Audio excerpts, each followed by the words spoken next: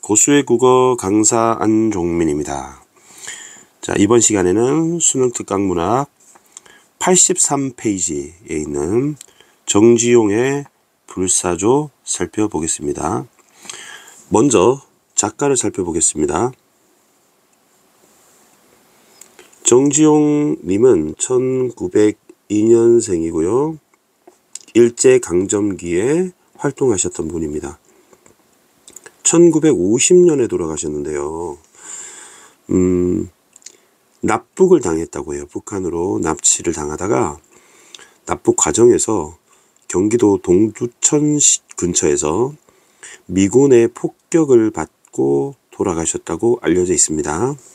고향은 충북 옥천 출신입니다. 자, 다음에 제목을 살펴보겠습니다.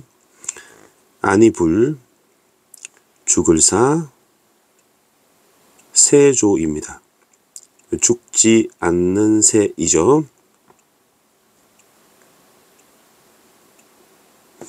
불사조는 이집트 신화에 나오는 새입니다. 상상 속의 새죠. 근데 500년에서 600년을 주기로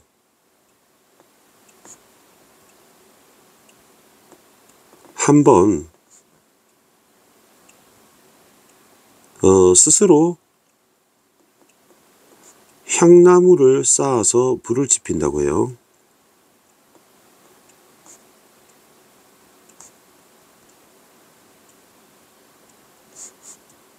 그리고 스스로 불 속에 들어간다고 합니다. 비워 타 죽습니다. 그리고 그 재 속에서 다시 살아난다고 합니다.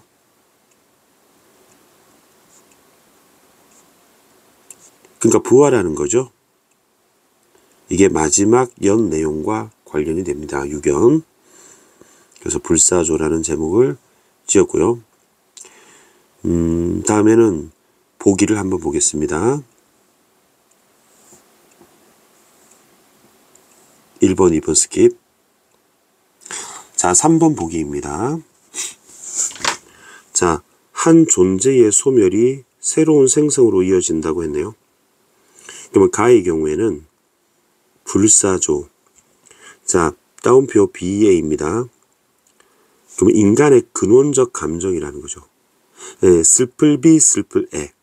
비에 대해서 얘기하고 있네요. 그리고 인간의 굴레와 같은 비애를 지니며 인간은 숙명적으로, 근원적으로, 본질적으로, 그래서 이 숙명을 벗어날 수 없어요. 그리고 소멸과 부활을 거듭하는 영원한 존재라는 것은 제목에 있는 불사조인 거죠. 그러면 누가 불사조냐? 인간의 슬픔, 비애가 불사조다. 자, 그럼 비애에 관한 얘기라는 걸 캐치했습니다. 자, 그러면 본문 보겠습니다.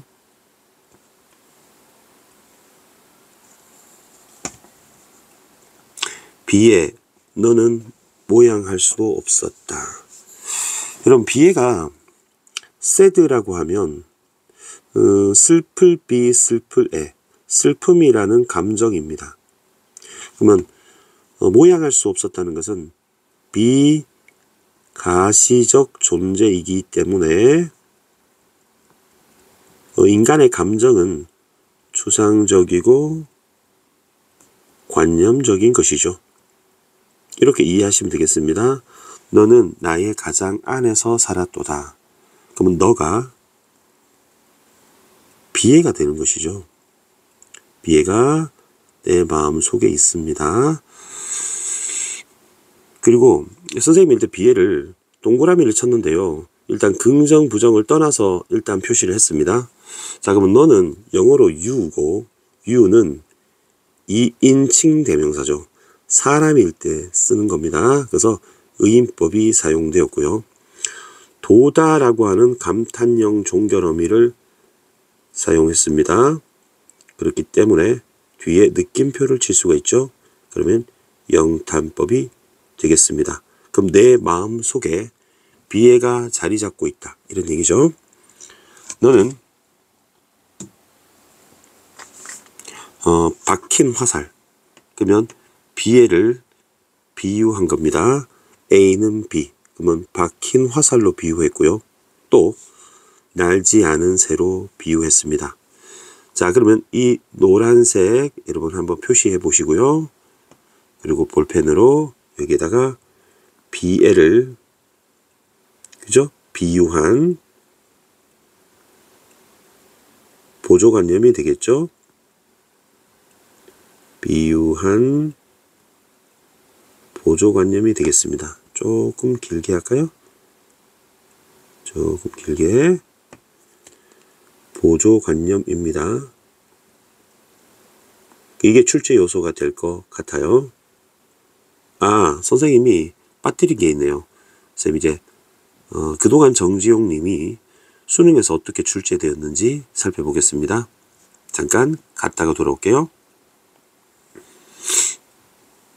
자, 선생님 이게 엑셀에다가 다 정리를 한 부분입니다. 다 정지용 님이고요. 아마 여러분이 향수라는 작품을 들어봤을 수도 있겠네요. 자, 수능을 보니까 3번 출제가 됐어요. 수능에서는 3번 출제가 되었습니다. 모평에서는 2번 출제가 되었고요. 많이 출제된 겁니다. 그죠? 자, 그런데 올해 정지용 님이 2025년에 출제가 될까? 이제 출제 가능성과 관련해서 보면 수능에서 출제된 연도랑 비교해도 여러분 11년 차이가 납니다. 그리고 가깝게는 모평에서 출제된 것도 이제 8년 정도 차이가 나죠. 그러면 충분히 정지용처럼 위대한 시인의 작품이 올해 출제될 가능성이 높겠구나라고 예측을 할 수가 있겠죠.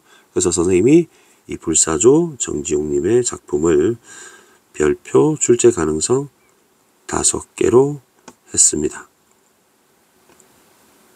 그래서 비애를 비유했다는 거 여러분 잘 이해하시고요. 그러면 다시 돌아오겠습니다. 그러면 박힌 화살, 날지 않는 새가 비애인 거죠. 그럼 화자가 이렇게 마음속에 있다면, 마음속에 비애가 있다면, 여러분 비애는 슬픈 감정이니까 표정이 좋지는 않겠죠. 표정이 좋지는 않겠죠. 그 졸라맨이 화자입니다.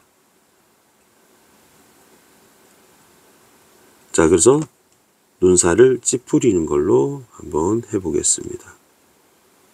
눈물이 나겠죠. 그리고 표정도 슬픕니다.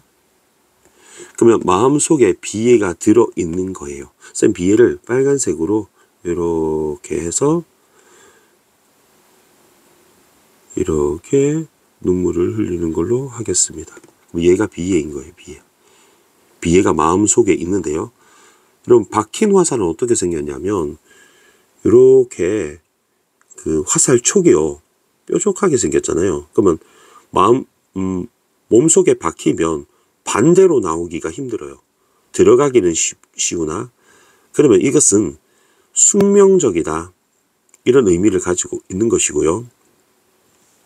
그다음에 날지 않는 새는 새가 날아가서 밖으로 나가야 될 텐데 마음속에 들어와서 날지 못하는 측면이 있는 거죠. 되게 슬픈 거죠. 그러면 A는 B다. B에는 화살이다. B에는 새다. 했기 때문에 은유법이 되겠고요. 그리고 열고도 볼 수 있겠습니다.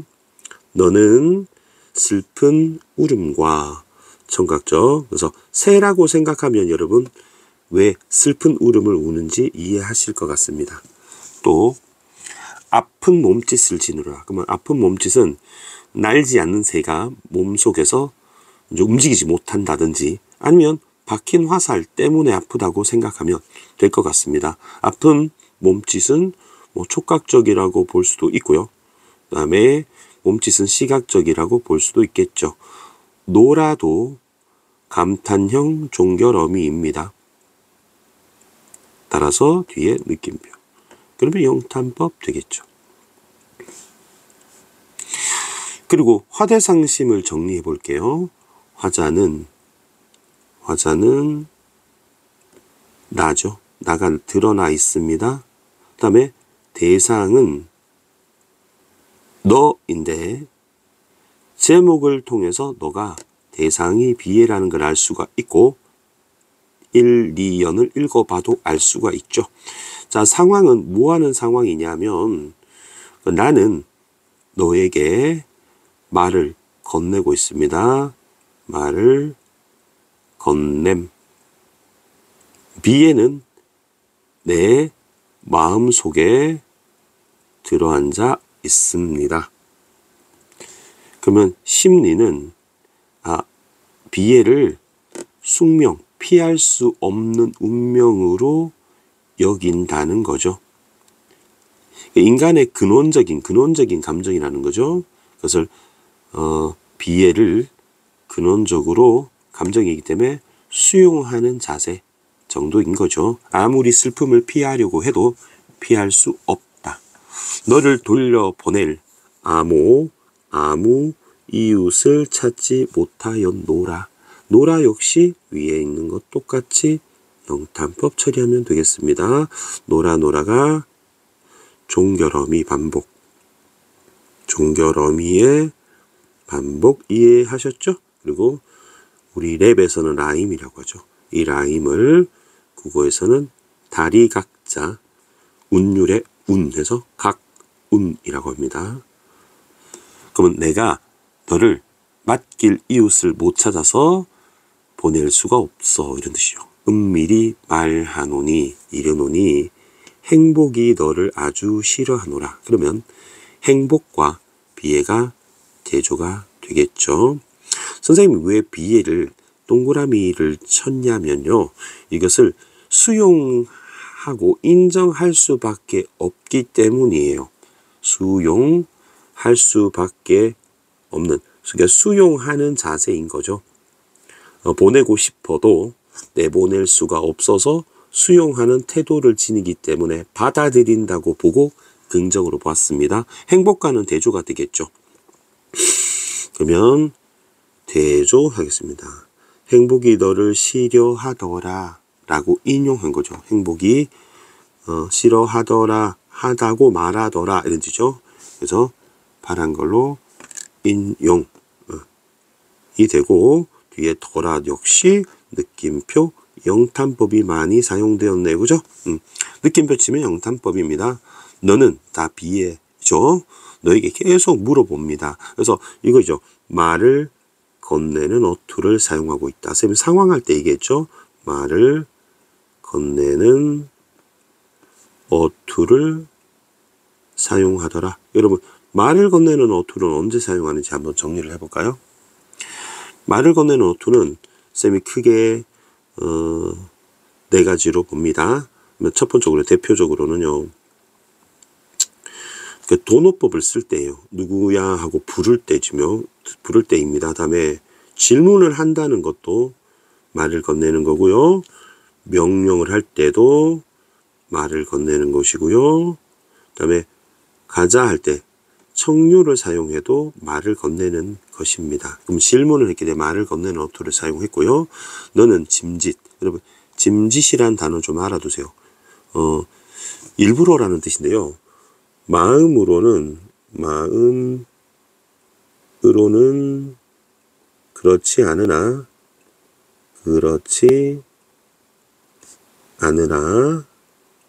짐짓 딴청을 피운다든지 이런 예문에서 쓸 수 있습니다. 않으나 일부러 그렇게 이런 뜻입니다. 일부러 그렇게 너는 의도적으로 실제로는 안 그러고 싶었지만 내 하트 심장을 차지하였니? 라고 물어보죠. 비애하고 느낌표 있으니까 느낌표 있으면 다 영탄법입니다. 자, 영탄법입니다. 선생님이 탄만 쓰겠습니다. 오 하는 것도 감탄사죠. 이것도 영탄법이고요. 그리고 나의 신부라고 했죠. 자, 나의 신부는 누굽니까? 비애죠. 그죠? 은유법입니다. 은유법이고, 그리고 신부라는 것은 화자가 남자로 봤을 때 반려자, 동반자잖아요. 동반자, 반려자. 그래서 동반자, 반려자와 평생 함께 해야 하잖아요. 그래서 결국 벗어날 수 없는 숙명적 존재다. 너는 너를 위해서 내 신부니까 내 신부로 해서 나의 창문과 웃음을 닫았노라. 그러면 노라담의 느낌표고요. 이해할 때는 이렇게 하면 될까요? 자, 비애는 슬픔을 가진 존재이기 때문에 슬픔을 위해서 반대말인 웃음을 닫았다 보면 되겠죠. 그러면 이 행복과 웃음은 같이 상통하는 것이고, 그 다음에 창문을 열면 비애가 빠져나가잖아요. 그 받아들일 수밖에 없고 숙명적이니까 못 벗어나니까 네가 내 몸에 있도록, 마음속에 있도록, 심장 속에 머물도록 밖을 내다보지 않도록 창문을 닫았다고 이해하면 되겠습니다. For you. 이제 나의 청춘이 단 어느 날 하는 건 죽음이 아니고요. 청춘이 끝나는 날, 이제 청년에서 장년이 되는 날, 너는 죽었대요. 그러면 느낌표 치겠습니다. 그러니까 비애가 사망했습니다. 그러니까 비애가 사라지면 슬픔에서 벗어나서 행복이 찾아오겠죠. 그런데 우리 불사조가 나옵니다. 그죠? 너를 묻은 아주 성문. 여러분, 성문은 돌로 만든 문이고요. 돌문이고, 돌문도 보지 못했다라는 거는 어떤 얘기냐면, 여러분, 무덤이라고 생각하면 됩니다. 묻은 성문이니까 무덤을 보지 못했어. 분명히 죽었는데 무덤이 없더라. 어떻게 된 거지? 라고 생각하고, 마지막 스사로, 스스로 불탄 자리에서, 쌤이 아까 이집트 신화 얘기했죠. 불을 피워 타 죽고 그 재 속에서 부활한다고 돼 있죠. 그래서 불탄 자리에서 재 속에서 나래가 날개입니다. 날개를 펴는, 그럼 날개를 펴는 게 불사조잖아요. 그럼 비에는 날개를 펴는 불사조다. 그럼 다시 부활한다는 얘기죠. 그러니까 부활하는 불사조죠. 그러면 여러분 한번 생각해 봅시다. 또 가장 중요한 얘기를 하나 할 텐데요. 비에는 슬픔입니다. 추상적이죠. 이 추상적인 것을 어떻게 얘기를 했나요? 뭐라고 얘기했습니까? 처음에 노란색으로 칠했던 부분에서 박힌 화살 눈에 보이죠? 그죠? 화살이라고 했고요. 그 다음에 새라고 했고요. 새하고 불사조 연결되죠. 그 다음에 신부라고 했고요. 그리고 불사조라고 얘기했습니다. 그러면 눈에 보이는 날개를 펴는 모습으로 얘기했기 때문에 추상을 구체화했다. 관념을 구체화했다.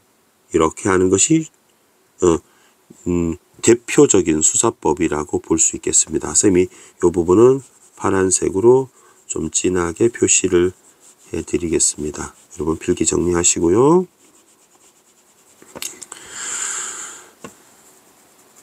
그리고 오오비에라고 했는데요. 오도 감탄사를 사용했습니다. 영탄법이고요. 비에를 불렀죠. 불렀으니까 돈호가 되겠네요. 너의, 너는 의인법이고요. 불사조, 나의 눈물이요. 그러면 눈물도 비애가 되는 겁니다. 노란색으로 칠하면 요것도 이것도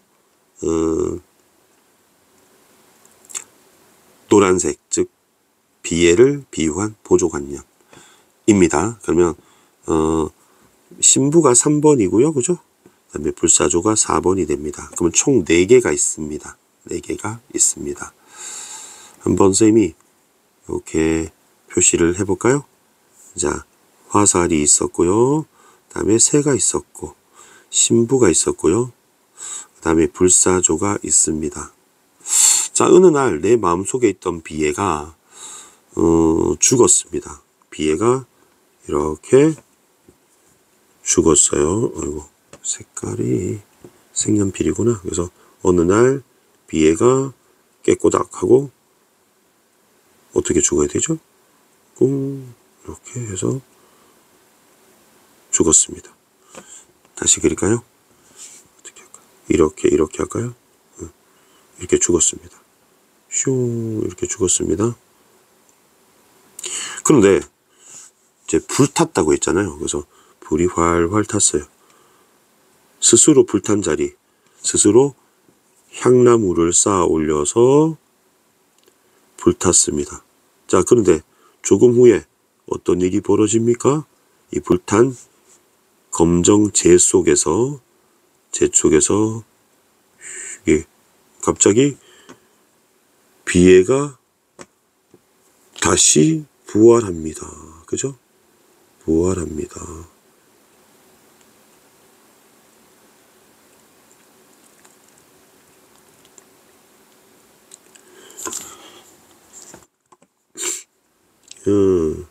비애가 부활합니다.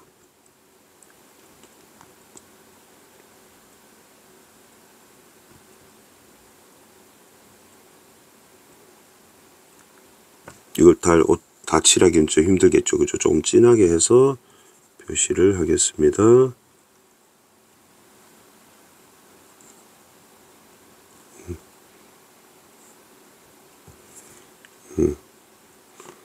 이제 불사조니까 다시 부활을 했네요. 비에는 항상 표정이 눈물을 흘려야 되니까 무슨 익룡 같네요. 그죠?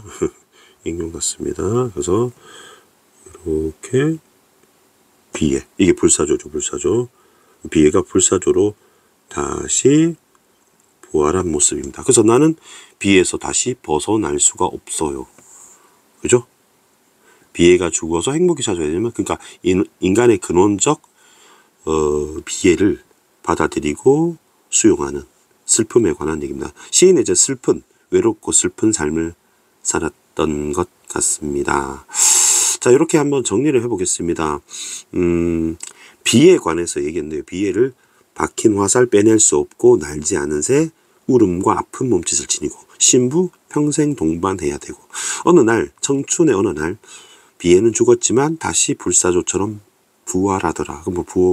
비애를 벗어날 수 없는 인간 보편적 숙명적 어떤 감정에 대해서 얘기를 했습니다. 말을 건네는 식으로 의인화해서 영탄법을 사용하고 관념을 구체한 작품이다. 그래서 이 노란 것이 핵심이고요. 그다음에 추상의 구체화라고 하는 요 대표적인 수사법이 사용되었다. 불사조처럼 비애는 영원히 사라지지 않는 감정이기 때문에 영원히 함께해야 하고 회피해야 할 수 없기 때문에 벗어날 수 없는 비애를 수용하려는 태도를 지녀서 창과 웃음을 닫았다고 표현한 시가 되겠습니다. 어찌 보면 조금 슬프지만 마음이 좀 무거워지기도 하지만 어쩌겠어, 인생 슬픔 항상 있었던 걸 받아들이고 살아야지 뭐 라고, 여러분 늘 지병을 오래 앓고 있는 사람처럼 이게 내 친구구나, 비애도 내 마음의 한 측면이 있구나 하고 받아들일 수밖에 없는 인간의 숙명, 이렇게 이 시를 이해하시면 되겠습니다. 자, 오늘 강의는 이것으로 마치겠고요. 여러분 질문 있으면 남겨주시고요. 여러분 구독, 좋아요 좋아요는 안 눌러도 되고 구독 부탁드리겠습니다. 자, 고수의 국어는 항상 최선을 다해 강의하겠습니다. 여러분 고맙습니다.